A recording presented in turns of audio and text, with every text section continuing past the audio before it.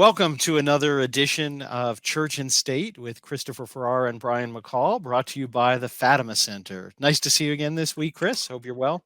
Good to be back. Had a late night drive last night. I'm doing okay.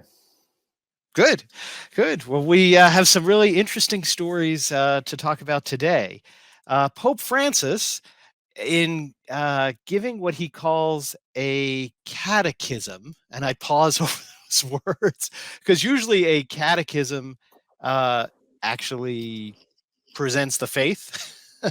On February 2nd, he talked about the communion of saints. Now, the communion of saints is that doctrine that says that we here on earth are united to those people in heaven and those souls in purgatory who have been saved but are not yet here, not yet in heaven. So they're still sort of doing their time in purgatory.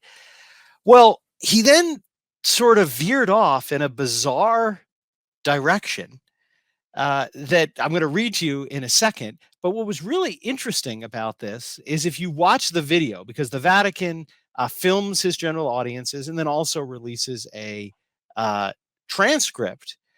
And the person gives sort of the live translation of what he's saying. Well, he's going along translating, and then he gets to this passage and he stops. And if you watch the video, there's like a long kind of pause where there's no translation, and you might be like, what does that mean? Where did that go?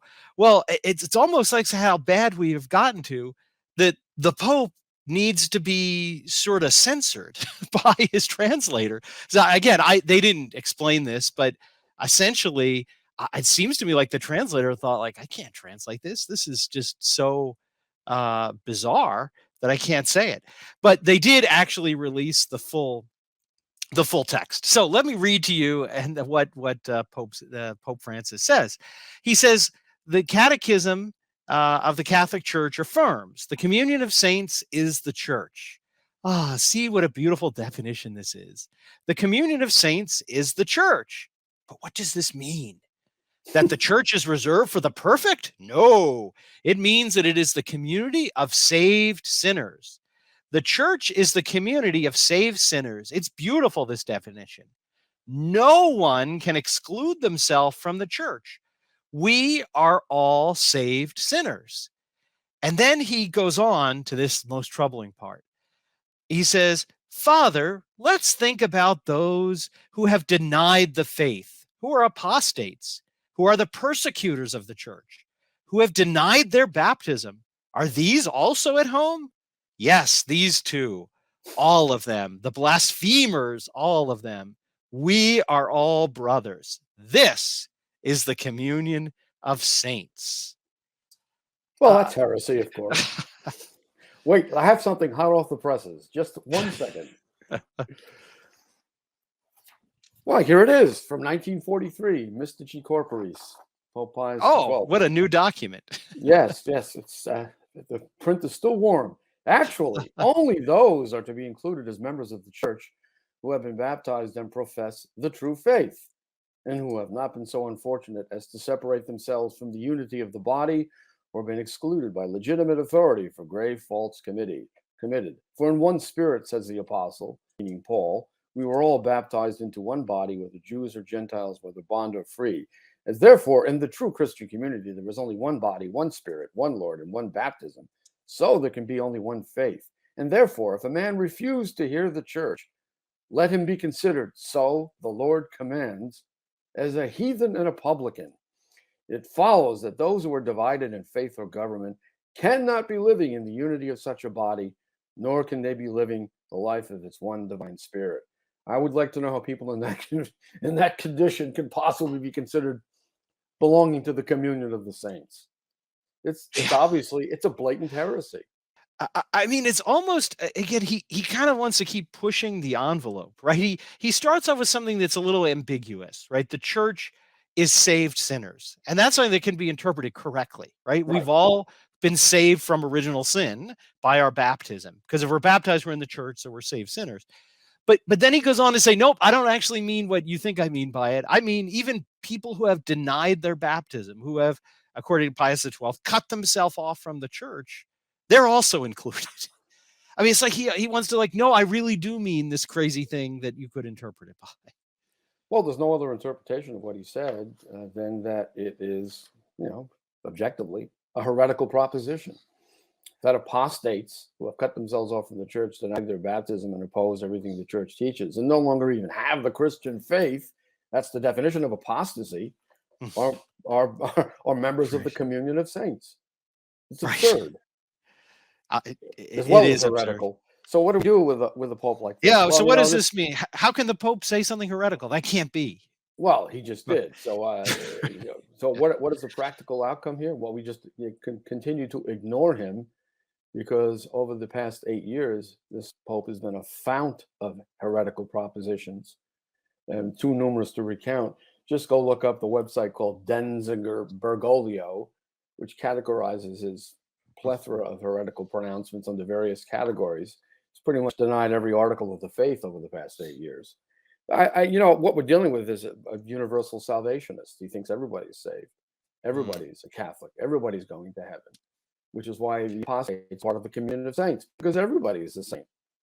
Well, maybe except people that like to go to the traditional Latin Mass. Maybe he'd make an exception for them. And the mafia. And the mafia. An exception. Carved out an exception for the mafia. The mafia are going to hell, along with the rigid. Yeah. This pope, of course, being the most rigid, purblind ideologue ever to sit on the throne of Peter. So those rigid people go to hell. The mafia go to hell. Probably those who sin against the earth are going to hell because they've wounded the planet, and so on and so forth. No, I mean, he literally, we have a pope whose pronouncements can no longer be taken seriously on just about any subject. But what about those who would say, well, then he can't be the pope? So you must be saying, if you say he's heretical, then he's not the pope, and somebody else must be the pope. How do you answer that? Well, assuming he's a public heretic, which someone who professes a public heresy objectively is, then you have to have a decision by a competent judge as to whether this heretic is obstinate in his heresy, whether he even knows it's a heresy. Maybe he's a material heretic. Maybe he thinks this is what the Catholic Church teaches. So anyone accused of heresy, including Martin Luther, was entitled to present a defense before the sentence of excommunication was handed down. Well, what do you do with the Pope? Well, according to the State of Acontis, the Pope alone is not entitled to due process in the determination of his heresy. We can simply convict him based on his statements with no inquiry into his state of mind, whether he thinks this is actually Catholic teaching, whether he would be obstinate in his heresy if you confronted him with it. I would bet if you boxed him into a corner and hit him with a series of questions, he probably would back away from the statement and deny that he holds its heretical meaning. But that's on its face a statement that's heretical. What do you do about it? Well, you treat it as a heretical statement. You ignore it. Everything he says that savors of heresy, you ignore.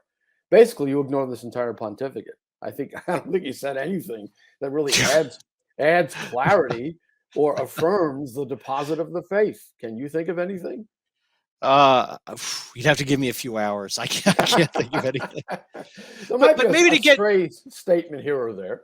But maybe to get to your example, because again, it's something that I can understand is appealing to people. They just think, I can't cope with this. Like, how can the Pope do this? It's easy to think he's not the Pope. But what you're saying is, okay, look, maybe objectively, we've seen him in print.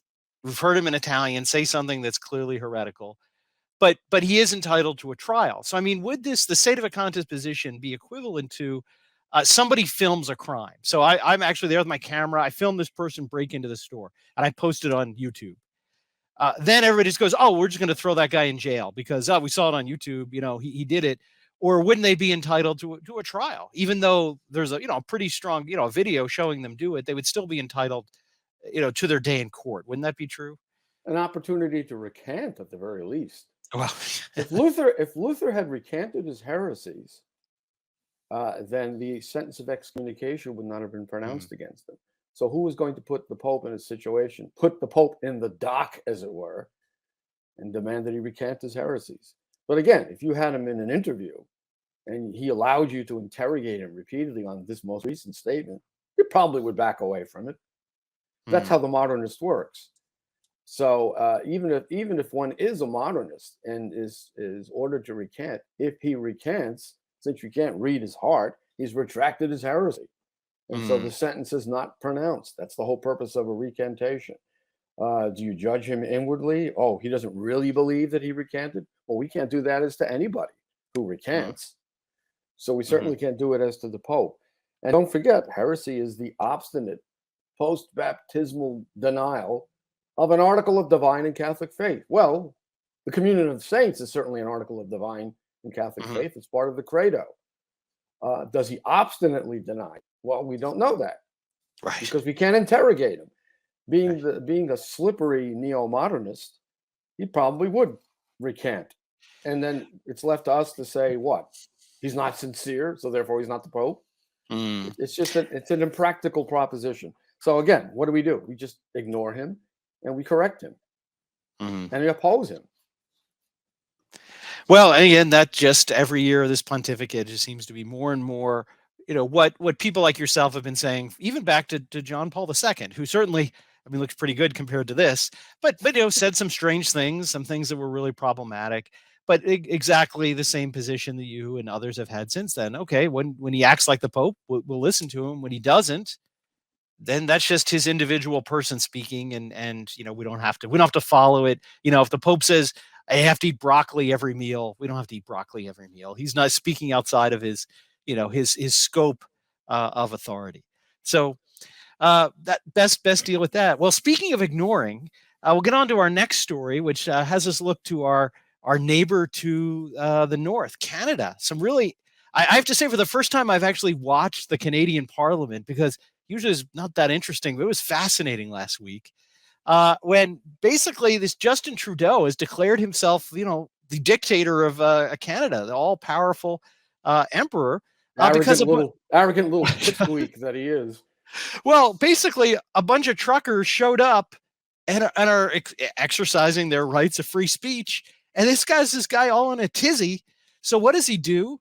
He invokes what's called the Emergencies Act, which used to be called kind of a War Powers Act, and is essentially in Canadian law, like when the country's invaded by an army and like the whole country's collapsing, and the government needs to do something to like protect the territorial and sovereignty of the country, gets extra powers and can suppress civil rights. It's even more extreme what can be done than what Lincoln did during the Civil War to suspend habeas corpus. And he sort of says, we have an invading army of a bunch of Canadian citizens who are protesting. And I have to show, I love this. I don't know if you've ever seen the Babylon Bee. I think they're hilarious. They're a great kind of satire site. And Very this effective. was, yeah, very, very, very good. This was their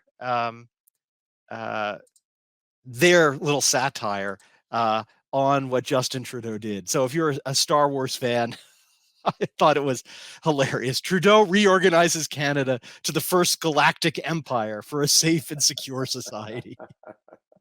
So I do have to give them credit. They have some great humor there. But it's ridiculous and obviously an exercise in sheer tyranny. In fact, the Emergencies Act has never been invoked once in the history of Canada since its adoption. And now he invokes it because some truckers are parked illegally. You can't make this stuff up. And he was booed in the parliament, which is a tradition in parliamentary democracy. The heckling is just part of the process. It's good to see this buffoon being heckled. But again, we laugh about it, but I mean, it is serious. What he's threatening now that he's declared himself the first galactic emperor, is he basically said, we're going to come in, we're going to seize your bank accounts, we're going to take away your truckers' licenses. And then at one point, if you watch this press release, he's like, and if you have children with you, you better watch out. I mean, basically threatens their children. We'll take the away. And again, the bank account thing is not an idle threat, because within about 3 days, this group raised $10 million through GoFundMe to just support the people, to pay for food, fuel. And within a few days, the Canadian government had that money seized and taken away. Then they went to another place that tried to raise it. It seized it from there. So again, he's basically threatening to take away their property, their liberty, without any due process of law, because he just got rid of the due process of law. Again, this is serious for these truckers who are there. I mean, it's laughable, but he's making some serious threats. Which, interestingly, after he made these threats, the chief of police of the city of Ottawa resigned, which is kind of interesting. He walked away. One other last point. Again, they've parked these big rigs around the Capitol as kind of a sign of what they are. And Trudeau kept wanting to get towing companies to tow them away. Right. Well, one of the provisions of this Emergencies Act is you can order businesses as the government to do things they don't want to do. And he said, now I can order the towing companies to go tow away the trucks because they were refusing to do it. So, I mean, I wouldn't be surprised if he doesn't bring out the military. Well, he says that's not on the table, but right now he is the all-powerful, omnipotent, total dictator of the entire nation of Canada. Incredible. Based upon some truckers parking their truck illegally in a protest that pales in comparison to what Black Lives Matter has done city after city, which, by the way, he applauded. He's also donated to their cause. Mm-hmm. So, this is a frightening example of how a little pipsqueak like this character with his 1970s hairdo can acquire absolute power just by uttering the word emergency. And this is what we're facing in the United States. The liberal media were mocking people who said, oh, there's going to be a vaccine mandate. We'll be forced to take the vaccines under penalty of all kinds of mayhem in our lives, including being fired from our jobs. And the liberal media mocked that as a conspiracy theory. Well, it's true. And then the liberal media mocked the idea that there would be internment camps in the Australian style for those infected or suspected of being infected with COVID-19.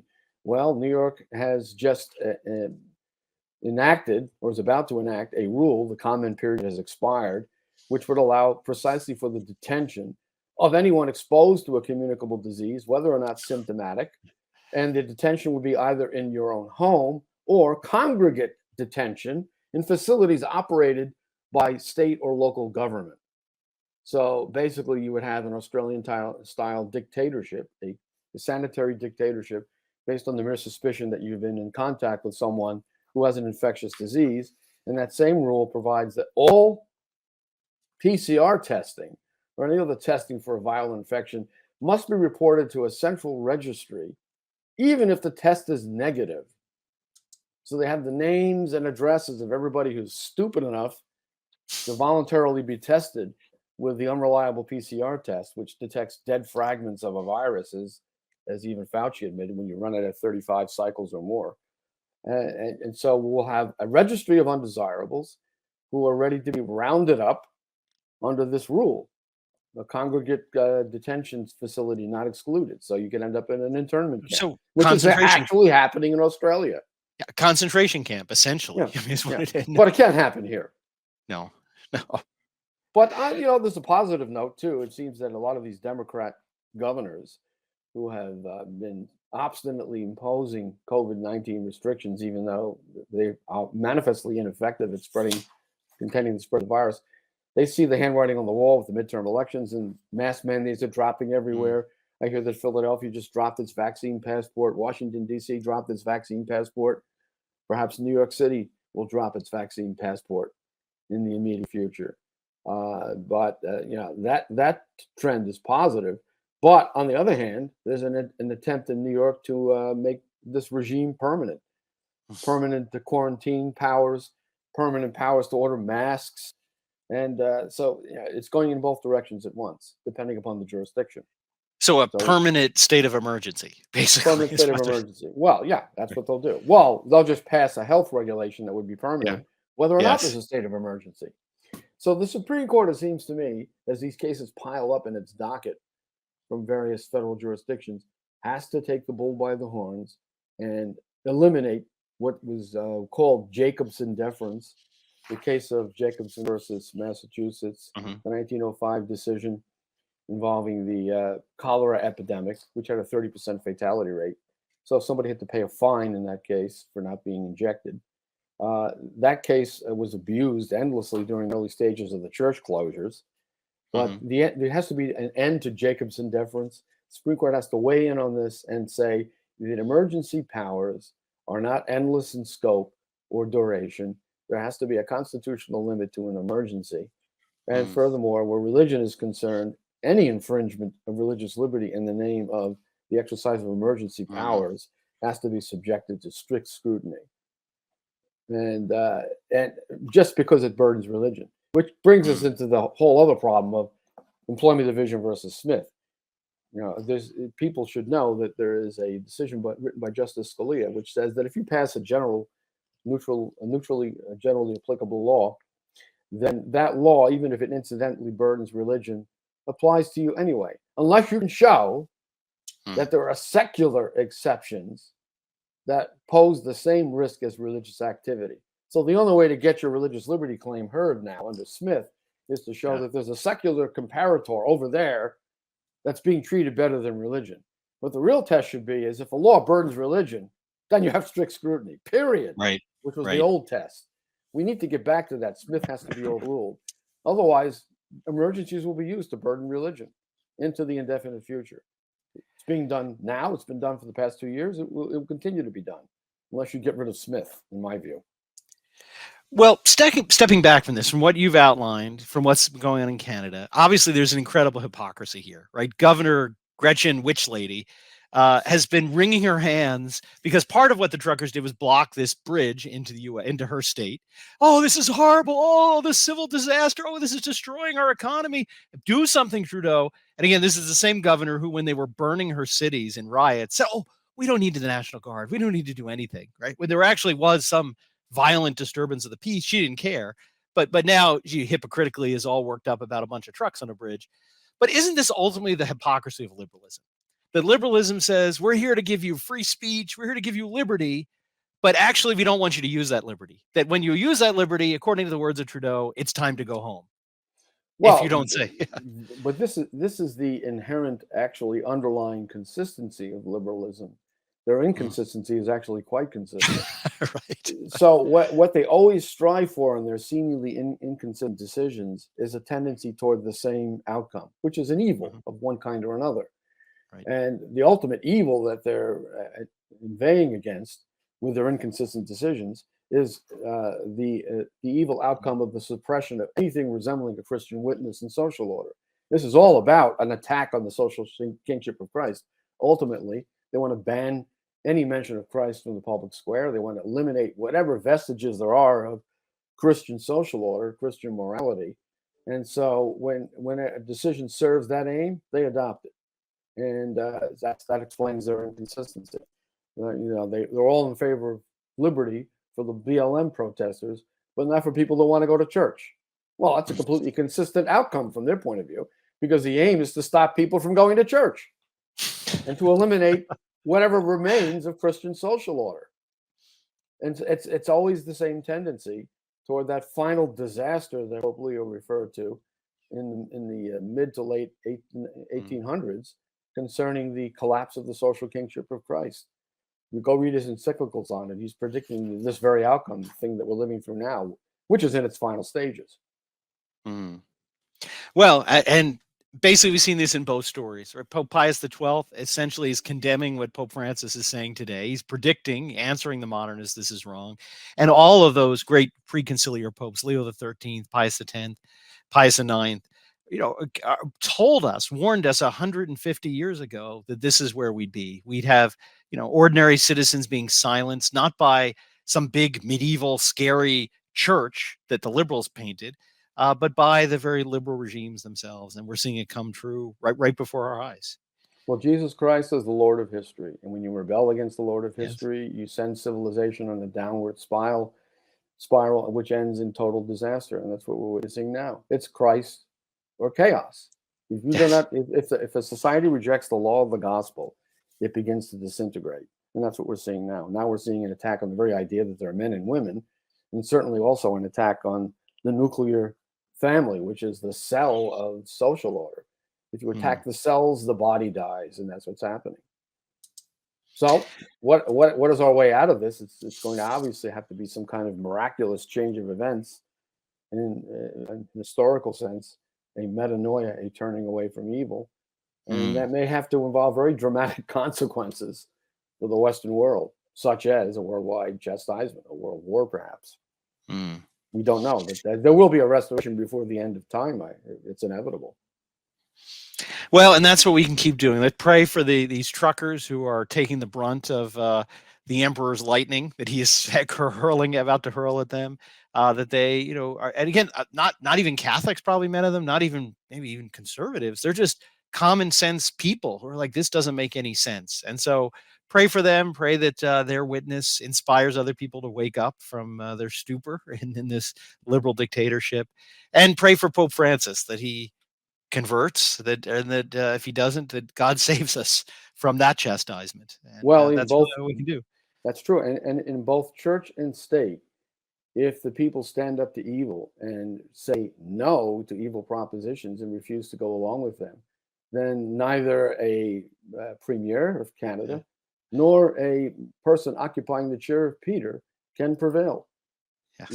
During the Arian crisis, it was the simple faithful that kept the faith better than the bishops.